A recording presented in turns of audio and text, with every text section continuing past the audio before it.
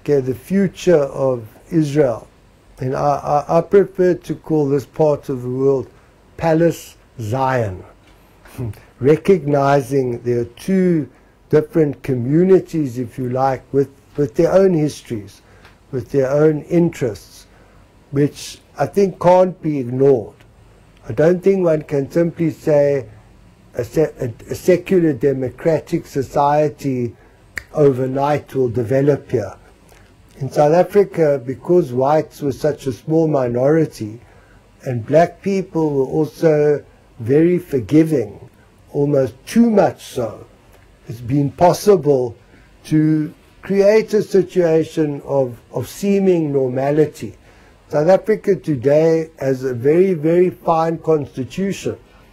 We have a constitutional court, we have a Bill of Rights, but we still have enormous economic disparities, and that's the cancer. But at a political level, it is truly an open and free society. And that's something to value. That's something that many people made an ultimate sacrifice for, but we can see the benefit. The South African Communist Party would speak of a two-stage theory. First, political rights, and secondly, economic rights. Unfortunately, that negotiation, it was too lopsided. So on the economic side, the exploitation of the past continues today, and in some cases is even worse. So South Africa, there's a lot of unfinished business, but politically it's quite clear that there's majority rule, and there's freedom of speech and association. In Israel, we have a very different power dynamic, and in speaking particularly to Palestinians, they stress that there cannot be a negotiation that will be fruitful when this imbalance is so great. That on the Palestinian side, there has to be a unification. The current divisions are absolutely critical. I mean, they are, they're preventing Palestinians speaking with one clear, unified voice. And secondly, there is no real vision yet of a future society.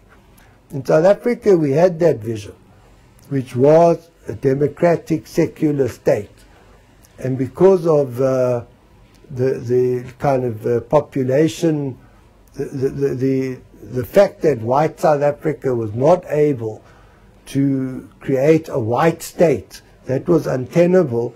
They had to accept an open society. In Israel, it's not yet at that stage. And in fact, the power balance is increasingly on the Zionist side. Palestinians have never been weaker and more divided. And the world, for whatever reason, whether it's Islamophobia, the rise of ISIS, neoliberal capitalist supremacy, is not able to check this creeping annexation and the fact that the Zionist enterprise is all-consuming. So one finds a high degree of despair amongst the remnants of the Israeli left who do seek a different scenario, with the Palestinians being so weak, and the fact that globally there is no partner for a change of direction. So I wouldn't hazard a prediction as to what will happen here, but it's clear that Israeli military supremacy in the Middle East in general, not simply vis-à-vis the Palestinians, is a key factor, and that the United States, particularly with Trump as a president and Obama before him, has solidified this Israeli military superiority. And I mean, wars seem to break out here every at least 3-4 years. So the cycle of violence is quite constant. And in Israeli Zionist terms, that's the weapon to increase people's sense of insecurity. We've got no one to talk to, and we simply have to be strong, and if they raise one finger, we cut off the whole hand.